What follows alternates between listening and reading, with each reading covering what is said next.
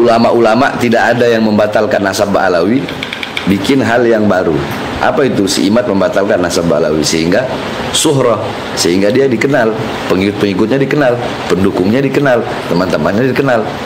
Karena tidak ada ulama Ahlus Sunnah wal Jamaah dari zaman yang membatalkan nasab Ba'alawi kecuali Imad. Dengan itu makanya dia suhro, dikenal. Si Gembul pun atau siapa lainnya, yang lain-lain itu. Ya sama seperti kaidah itu, kalau pengen terkenal kencingin aja air Zam-Zam. Silakan datang diskusi, mau sehari boleh, 2 hari boleh, seminggu boleh, sebulan boleh. Silakan, kita jaga keamanannya. Nah terus ada yang protes, Habib, percuma bikin diskusi. Kemarin Robito Imatnya tetap keras kepala, nggak bisa dibungkam. Saya dan kawan-kawan itu dari tim pengawal Persatuan Umat memberikan jawaban ini bukan untuk meminta persetujuan saudara Imat, bukan Habib ya, karena dia sudah mendeklar menutup diri tapi untuk memberikan penjelasan kepada umat. Jadi biar umat yang menilai. Kita punya data tapi orang tidak percaya, tidak apa-apa. Ini yang akan terjadi dengan masalah nasab. Siapa saja boleh mengakui dia keturunan siapa saja, tapi kalau ada orang yang nggak percaya, ya ndak apa-apa. Karena nggak butuh pembelaan. Kita tidak membelanya, kita tidak membenarkannya. Jadi Robito mau negor, mau ini, itu haknya Robito. Dan kalau untuk teguran bukan hanya dari Robito aja, dari guru-guru anak banyak. Tapi tetap anak jadi diri anak sendiri. Dan kalau mau bilang Ana atau Habib Rizik gara-gara dua ini terus timbul lah, ini nggak ada. Dari dulu udah ada masalah nasab ini, beberapa orang yang mempermasalahkan. Bukan hanya Imat ini, bukan baru Imat, bukan. Mungkin karena Ana sama Habib Rizik yang menonjol, jadi si Gembul hanya sebut dua itu. Sekarang kalau kita mau bicara habaib, berapa banyak habaib yang mabuk? Berapa banyak habaib yang narkoba? Berapa banyak habaib yang masuk penjara? Dialog diskusi di Robito Alawiyah bukan untuk membungkam iman, bukan untuk membungkam geng begal nasab, bukan. Percuma kalau kami punya niat membungkam, percuma sudah. Iblis, setan nggak bisa dibungkam, dihentikan goda manusia, nggak bisa. Kami menjelaskan menurut perspektif ilmu nasab, perspektif sejarah, perspektif ilmu syariat, fikih, dan semuanya sudah terang benderang. Jadi bagi kami nggak penting, dia mau setuju, mau nggak setuju, mau cocok, mau nggak cocok, mau taslim, mau nggak taslim. Yang penting para kiai, para asatid, umat Islam semuanya bisa mendengar. Wa ma'alaina illal balagh. Tugas kami menyampaikan dan menjelaskan. Siapa saja yang punya silsilah, dia meyakini, tetapi kemudian orang tidak percaya berdasarkan penelitiannya, berdasarkan kajian ilmiahnya, berdasarkan bukti-bukti sejarahnya, berdasarkan tes DNA-nya, hakul yakin mereka bukan keturunan Nabi misalnya, maka harus legowo, ndak apa-apa. Jadi nggak bisa, karena ilmu nasab itu kalau mau pakai seperti itu, maka runtuh semua hadis-hadis itu, perawi-perawi yang sikoh-sikoh yang terpercaya, itu semuanya runtuh. Kalau mau pakai argumennya si Gembul, nggak bisa begitu, itu liberal itu, jelas kelihatan indikasi-indikasi liberal.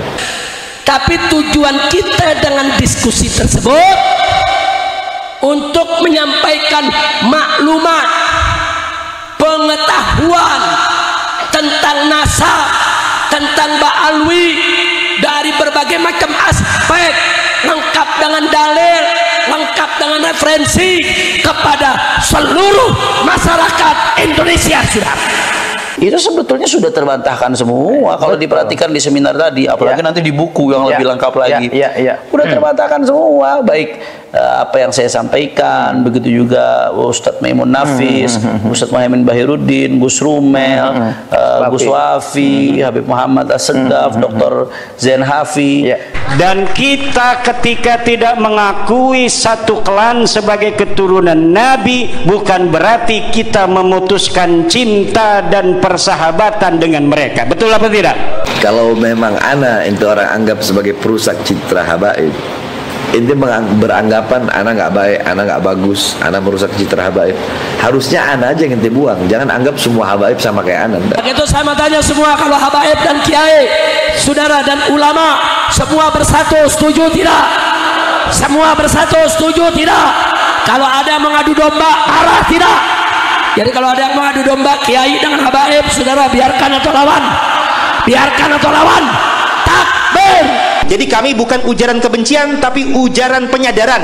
Jangan ada lagi para Habib Ba'alawi ataupun Mukibin yang ditipu, yang dibodohi, yang didawiri. Kita harus menjaga marwah anak bangsa. Kalau ada yang membantah dia, dari dulu sebetulnya udah banyak yang membantah, dan aneh kira bantahan dari dulu tuh lebih dari cukup. Ini pelengkap bantahan-bantahan sebelumnya. Gayanya begitu, kalau ada yang membantah, yang penting dijawab balik. Mau jawabannya benar, nggak benar, tepat atau nggak tepat, yang penting udah ada jawaban. Dan pendukung-pendukungnya tepuk tangan. Udah ada jawaban, selesai. Yang tadinya punya teman dari Ba'alawi, kita tetap berteman. Yang punya sahabat tetap bersahabat, yang punya guru tetap dia guru, yang punya murid tetap murid. Ini hanya penelitian, ini hanya kajian, ini keyakinan. Anda mau terima atau tidak, kita tetap sahabat, kita tetap saudara, sesama umat Islam, sesama bangsa Indo. Assalamualaikum. Kalau ada orang mengaku Habib padahal dia bukan Rasulullah, apakah ada azabnya di dunia akhirat? Ya kan Rasulullah bilang, man intasaba ila ghairi abihi fahuwa mal'un. Barang siapa yang bernasab bukan kepada nasab bapaknya, maka dia dilaknat oleh Allah. Man intasaba ila ghairi abihi fahuwa ya'lam annahu ghairi abihi faljanna alaihi haram. Barang siapa yang mengakui nasab orang lain, dia akui sebagai nasabnya. So, mama ada orang bukan cucu Nabi, bukan cucu Nabi Muhammad, terus dia ngaku sebagai cucu Nabi Muhammad. Fa huwa ya'lam annahu ghairu abi. Sedangkan dia tahu bahwasanya dia ini tahu kalau dia itu bukan cucu Nabi. Ada orang seperti ini, man tasabila ghairu abi fa huwa ya'lam annahu ghairu abi faljan alaihi haram, maka surga baginya haram. Nah, jadi kalau ada yang mengaku cucu Nabi tapi mengajarkannya marah-marah, mengajarkan caci maki, kebun binatang, yaitu karena memang leluhurnya bukan Rasulullah. Nah, kalau berdasarkan genetik, dalam ilmu nasab itu ada status mat'unun nasab. Jadi nasab itu terputus baik secara biologis maupun secara ilmu nasab karena tidak terbukti. Nah, jadi para Ba'alawi nasabnya ini kan mengakunya ke Alawiyin, tapi hasil genetiknya itu ternyata bukan. Maka pengakuan mereka sebagai keturunan Alawiyin itu terputus secara syar'i, masuknya mat'unun nasab. Semua serangan Wahabi ke habaib itu yang dijadikan dasar oleh Imad untuk menyerang habaib. Kita bilang tes DNA ilmiah. Ana berzina dengan perempuan, punya anak. Ana tes DNA. Anak-anak secara biologis, secara tes DNA ilmiah anak-anak. Tapi kalau dalam syariat Islam, nasabnya nggak bisa bersambung ke anak. Kenapa? Karena anak zina, nasabnya bersambung ke ibunya, bukan ke anak. Walaupun secara DNA biologis nyambungnya ke anak, tapi secara syariat nggak bisa nasabnya. Secara syariat Islam tidak bisa nasabnya disambungkan ke anak. Kenapa? Karena itu anak zina. Kalau misalkan nasabnya itu nggak jelas, misalkan seorang wanita berzina dengan seorang laki-laki, anak hasil zinahnya ini nasabnya tidak bisa disebutkan kepada suami daripada ibunya, yang suami sah daripada ibunya, juga tidak bisa disambungkan kepada ayah kandung biologisnya karena yang menzinahi. Nah, sehingga bisa dinisbatkannya kepada leluhur garis ibunya. Nah, begitu juga Ba'alawi, leluhur garis ibunya ini sudah diteliti langsung oleh jewisdna.net, pakar-pakar Yahudi. Jadi meskipun haplogrupnya G, tapi garis perempuannya bersambungnya kepada Yahudi, tepatnya kepada Yahudi Khazar.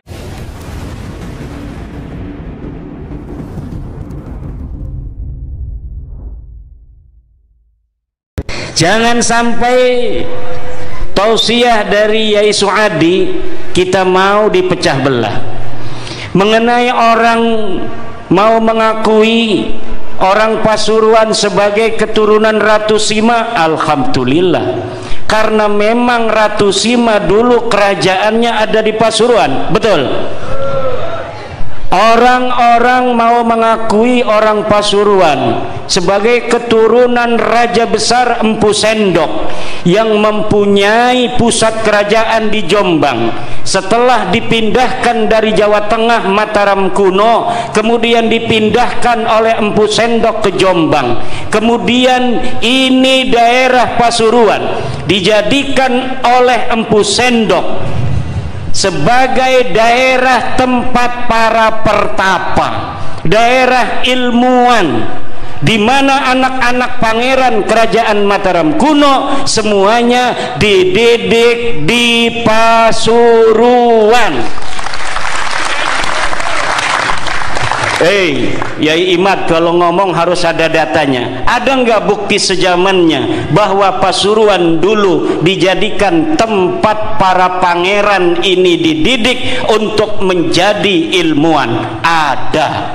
Silakan cari Prasasti Cungrang, angkanya 932 Masehi. Empu Sendok menulis dalam prasasti itu bahwa Pasuruan dijadikan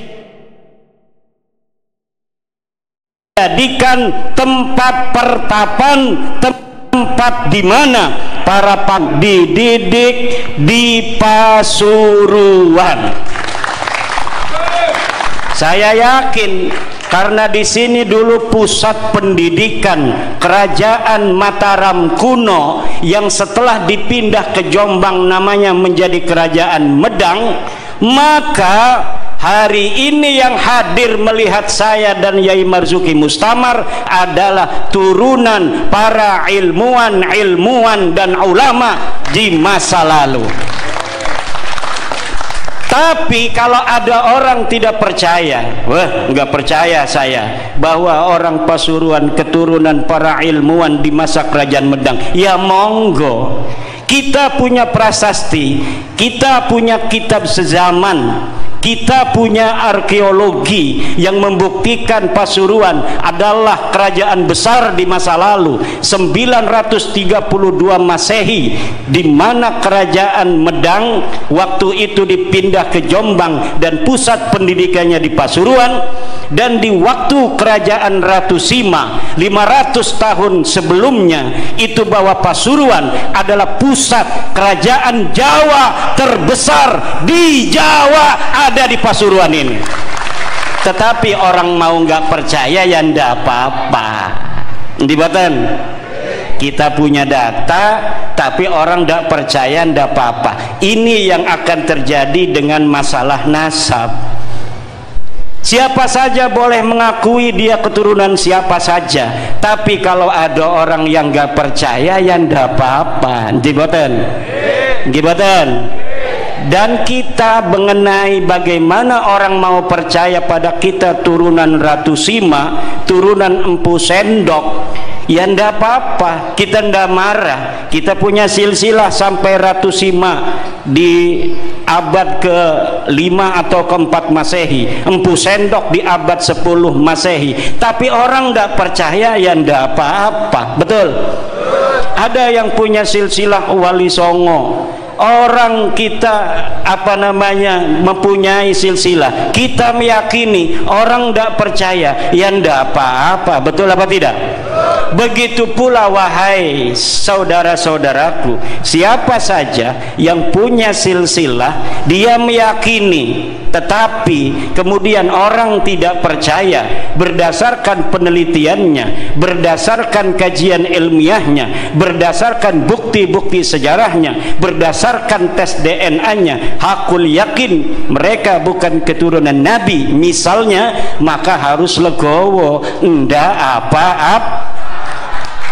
Dan kita ketika tidak mengakui satu klan sebagai keturunan Nabi, bukan berarti kita memutuskan cinta dan persahabatan dengan mereka. Betul apa tidak?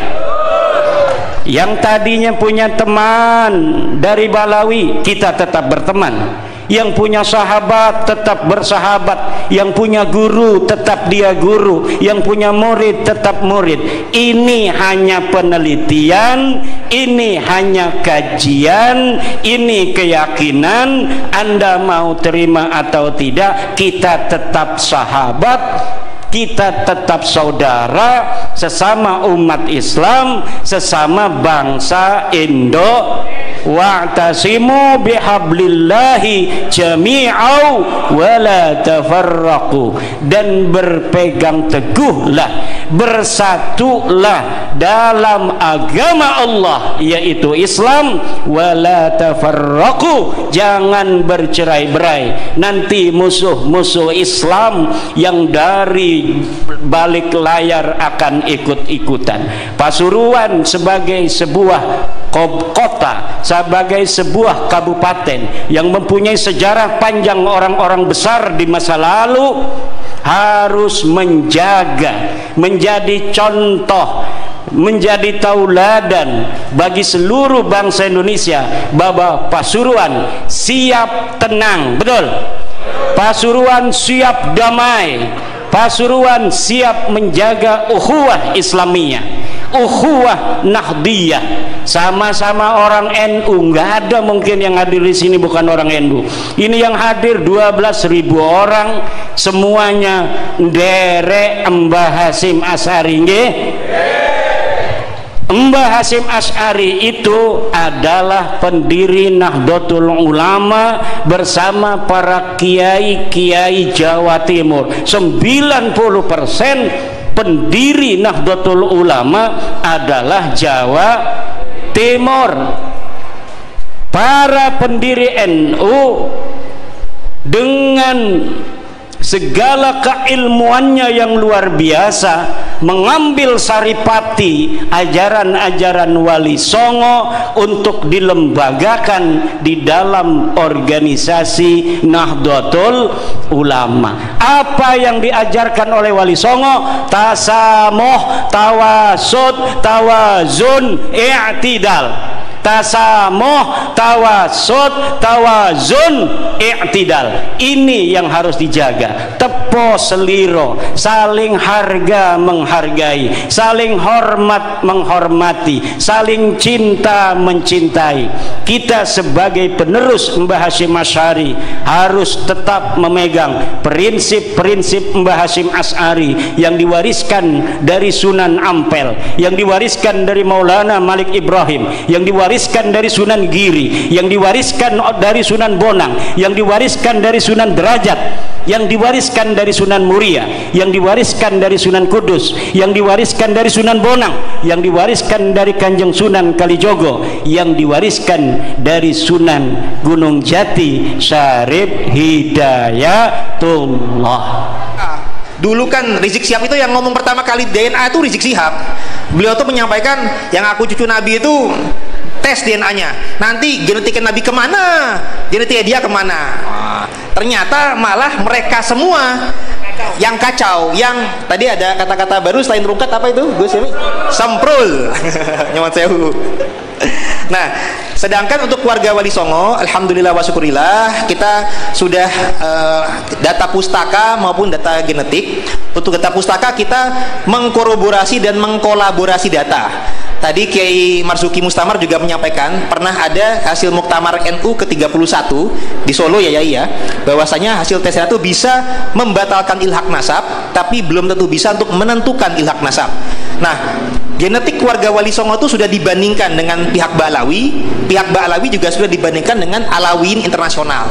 Jadi Alawiyin internasional itu genetiknya ke haplogrup J, sedangkan Ba'alawi ke G, Golf.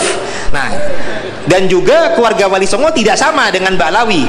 Artinya untuk keluarga Wali Songo, dulunya kami husnuzon, dulunya kami sempat jadi mukibin juga dulunya. Jadi dulu itu kami sempat menyangka husnuzon, ada versi keluarga Wali Songo itu keturunan daripada Ba'alawi juga. Ada yang kebasyeban, ada yang kasmatkan. Tapi karena hasil tes DNA ini terbukti kita tidak sama dengan keluarga Ba'alawi, dan dengan hasil tes DNA itu ada peta genetik migrasi leluhur, sehingga kita kemudian menggunakan versi data lain, karena untuk menentukan silsilah leluhur kita tidak cukup hanya dengan tes DNA saja, tapi kita menggunakan data internal manuskrip Nusantara selain versi Ba'alawi, disesuaikan, dikoroborasi dan dikolaborasi dengan data eksternal dari Nakib Negeri Muasal Leluhur Wali Songo atau Wali Nusantara. Nah, untuk keluarga Kiai Suwadi, termasuk ini keluarga Bani Semendi dan termasuk keluarga dari Sidogiri, Bani Sulaiman Mojo Agung, itu alhamdulillah kita sudah awalnya menemukan data internal dari Pasuruan. Jadi kami silaturahim, konfirmasi dengan Kiai Nur Hasan Sidogiri, data manuskripnya sudah pernah dikemukakan. Dan ini data ini bisa untuk mengkoreksi versi-versi yang ke Ba'alawi. Nah, ternyata dalam data manuskrip Pasuruan, manuskrip Bodokaton, itu juga ternyata ditemukan data bahwasanya Mbah Soleh Semendi ternyata bersaudara dengan Sulaiman Mojo Agung, dan bukan anak daripada Abdurrahman Basyeban, tapi anak daripada Abdurrahman Al-Qadiri alias Sunan Gunung Jati yang ketiga. Nah, jadi Sunan Gunung Jati itu ternyata ada 4 ternyata. Nah, sedangkan Mbah Soleh Semendi itu menjadi menantu Maulana Hasanuddin Banten. Nah, jadi mulai dari Mbah Sakarudin ke bawah itu sudah bersambung keturunan kepada Banten. Nah, jadi ini kemudian kita menyampaikan kepada publik bahwasanya silsilah Wali Nusantara ini perlu kita luruskan bersama. Jangan sampai dibelokkan ke Ba'alawi, jangan sampai dibelokkan ke Bin Yahya, jangan sampai dibelokkan ke Yahudi. Jadi Wali Nusantara ini ada yang masuk ke Nusantara dari 2 muasal daerah. Ada yang dari jalur Maulana Maghribi dari Maroko, yang terakhir nanti ke Al-Jalani Al-Hasani. Ada yang dari jalur Uzbekistan. Makanya kita sering dengar ayah Sunan Ampel adalah Makhdum Ibrahim As-Samarkandi dari Samarkand, Uzbekistan. Nah, ini yang jalurnya ke Al-Kazimi Al-Husaini. Jadi kalau dari jalur yang Uzbek itu Al-Kazimi Al-Husaini menurun ke Sunan Ampel, Sunan Bonang, Sunan Derajat, Sunan Kalijaga, Sunan Muria, Sunan Gunung Jati yang kedua dan keempat. Sedangkan yang dari jalur Makhdum Maulana Maghribi Maroko yang terakhirnya ke Al-Jalani Al-Hasani menurunnya ke Sunan Giri, Sunan Kudus, Sunan Gunung Jati yang pertama yakni Sadatul Kafi, dan juga Sunan Gunung Jati ketiga yakni Zain Abdul Qadir alias Abdurrahman Al-Qadiri, leluhur daripada atau ayah daripada Sulaiman Mojo Agung maupun Mbah Soleh Semendi. Nah, jadi keluarga Yai Suwadi ini yang keturunan daripada Soleh Semendi nyambung ke Banten dan juga nyambung ke Abdurrahman ke Cirebon. Jadi Said Abdurrahman Al-Qadiri ini makamnya ada di Megu Cirebon. Aliasnya beliau itu Pangeran Atas Angin, alias Pangeran Raja Laut, alias kalau di dalam data primer Sumatera Oriental adalah Pate Qadir. Nah, itu beliau juga ada aliasnya dalam bahasa saat wali sana Said Zain, aliasnya juga Abdurrahman Al-Qadiri, bukan Abdurrahman Basyeban. Dan ada alias lagi adalah Zain Abdul Qadir atau Abdul Qadir. Nah, jadi inilah nasab garis laki dari keluarga Sulaiman Mojo Agung dan Mbah Semendi, bukan ke Basyeban ataupun kalau ke Banten mertuanya, nanti kami sebutkan juga. Tapi untuk garis lakinya daripada keluarga Mbah Soleh Semendi maupun Sulaiman Mojo Agung, termasuk leluhur daripada Kiai Suwadi, ini adalah Abdurrahman Al-Qadiri tadi, ini bin Ishak Tamsi. Nah, kalau tadi yang saya sebut tadi kan Abdurrahman Al-Qadiri ini adalah alias Sunan Gunung Jati ketiga.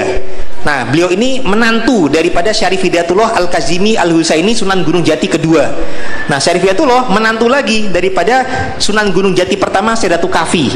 Nah, nantinya Abdurrahman Al-Qadiri ini juga punya adik ipar namanya Fatahilah atau Fadilah Khan, itu Sunan Gunung Jati keempat. Jadi yang Gunung Jati pertama Al-Hasani, yang kedua Al-Kazimi Al-Husaini, yang ketiga Al-Jalani Hasani, yang keempat Al-Kazimi Al-Husaini lagi. Jadi Hasan Husain Hasan Husain. Tidak ada yang ke Ba'alawi Yaman, tidak ada yang ke Yahudi. Nasab detailnya daripada Said Abdurrahman Al-Qadiri, ayah daripada Mbah Soleh Semendi dan Sulaiman Mojo Agung, beliau bin Ishak Tamsi bin Maulana Ishak. Nah, Maulana Ishak ini adalah menantu daripada Syekh Jumadil Kubro Al-Kazimi Al-Husaini. Sedangkan Maulana Ishak sendiri bin Junet alias Jungep. Kalau bahasa Nusantara ada Jungep, ada juga Jumat. Nah, jadi Syekh Junet ini bin Abdul Qadir bin Su'aib bin Abdul Jabar bin Abdul Razak bin Abdul Aziz bin Ahmad, kalau dalam tambahan Nakib Irak, bin Soleh bin Sultanil Aulia Syekh Abdul Qadir Al-Jailani Al-Hasani. Ke atasnya lagi beliau bin Abu Soleh Musa Janki Dausat bin Abdullah bin Yahya bin Muhammad bin Daud bin Musa Al-Sani bin Abdullah Sani bin Musa Al-Jun bin Abdullah Al-Kamal bin Hasan Al-Musana bin Hasan Al-Mustaba bin Imam Ali bin Abi Thalib karamallahu wajhah, yang menikah dengan Sayyidah Fatimah Zahra binti Rasul Muhammad sallallahu alaihi wasallam. Jadi torikohnya itu ke torikoh Qadiriyah. Nah, jadi kalau Hijaz migrasinya dari Irak, nanti dari kan Syekh Abdul Qadir kan di Baghdad Irak. Nanti ada keturunannya yang ke Maroko, dari Maroko ke Malaka di Malaysia, kemudian hijrahlah ke Asia Tenggara, ke Nusantara ini. Nah, jadi para wali yang berasal dari Maroko itu menurunkan torikoh-torikoh semacam Qadiriyah sama Saziliyah. Sedangkan ulama-ulama Nusantara yang berasal dari Uzbek, Asia Tengah, itu menurunkan torikoh Kubrowiyah, Naksabandiyah, Syatariyah. Makanya para wali-wali Nusantara itu tidak ada yang bertorikoh Ba'alawiyah, karena beda jalur, bukan jalur Yaman. Nah, jadi kalau misalkan kemudian dibelokkan wali Nusantara itu seakan-akan ke jalur Ba'alawi, padahal torikohnya pun tidak sesuai. Nah, jadi ini merupakan pelurusan sejarah. Nah, untuk Mbah Soleh Semendi sendiri itu dalam data Banten tercatat beliau punya alias juga Pangeran Winongan alias Pangeran Winangun. Tercatatnya sebagai menantu Maulana Hasanuddin Banten. Jadi tetap ada kaitan dengan Kesultanan Banten. Jadi kalau yang tadi ayahnya adalah Abdurrahman Al-Qadir itu sempat menjadi Sunan Gunung Jati Cirebon yang ketiga, sedangkan ini mertuanya adalah Maulana Hasanuddin Banten, anak daripada Syarif Hidayatullah Sunan Gunung Jati yang kedua di Cirebon juga. Jadi saling menikah antar kerabat. Nah, kalau yang diakui oleh Nakib Irak yang jalurnya ke Bani Musa Al-Kazim, jadi Maulana Hasanuddin Banten sebagai mertua daripada Mbah Soleh Semendi dan kakek daripada Mbah Sakarudin. Jadi Maulana Hasanuddin Banten adalah bin Syarif Hidayatullah Sunan Gunung Jati yang kedua, bin Abdullah bin Ali Nurul Alam bin Syekh Jumadil Kubro alias Jamuddin Akbar Al-Husaini bin Syekh Mahmud Dinil Kubro kalau di bahasa Jawanya alias Syekh Mahmud Nasiruddin. Baru kemudian bin Jalaluddin Husain bin Ahmad Kabir bin Husain Jalaluddin bin Ali bin Ja'far bin Muhammad bin Mahmud bin Ahmad bin Abdullah bin Ali Askori bin Ja'far Az-Zaki bin Ali An-Naqi Al-Hadi bin Imam Muhammad Al-Jawad At-Taqi bin Imam Ali Arido bin Imam Musa Al-Kazim. Baru bin Ja'far Sodik bin Muhammad Al-Bagir bin Ali Zainal Abidin bin Imam Husain bin Ali bin Abi Thalib yang menikah dengan Sayyidah Fatimah Zahra binti Rasulullah Muhammad sallallahu alaihi wasallam. Jadi jangan salah nih, leluhur-leluhur atau guru-guru kita ini ya, inilah yang asli-aslinya keturunan Rasulullah. Tapi beliau-beliau ini tidak menyombongkan nasabnya. Nasab itu sesuai perintah Nabi, bukan buat disombongkan, dibanggakan kemudian merendahkan yang lain, bukan. Tapi nasab itu dipelajari sekedar untuk menyambungkan silaturahim.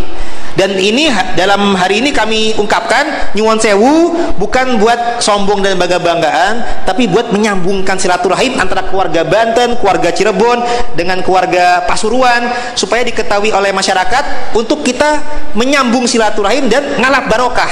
Bahwasanya ini bukan buat dibanggakan sebagaimana perlakuan para habib. Insya Allah Kiai Sodi tidak akan tuh nyuruh cium kaki, sujud kepada manusia. Itu insya Allah enggak gitu. Jadi kalau Kiai NU, keluarga Wali Songo mengutamakan silaturahim, nasab digunakan sekedarnya saja, hanya untuk nyambung silaturahim, ngalap barokah, dan juga untuk mengikuti perjuangan leluhur kita. Leluhur kita itu dulu tuh merangkul, berdakwah dengan rahmah, bukan dengan marah-marah. Nah, jadi kalau ada yang mengaku cucu Nabi tapi mengajarkannya marah-marah, mengajarkan caci maki, kebun binatang, yaitu karena memang leluhurnya bukan Rasulullah. Nah, kalau berdasarkan genetik, dalam ilmu nasab itu ada status mat'unun nasab.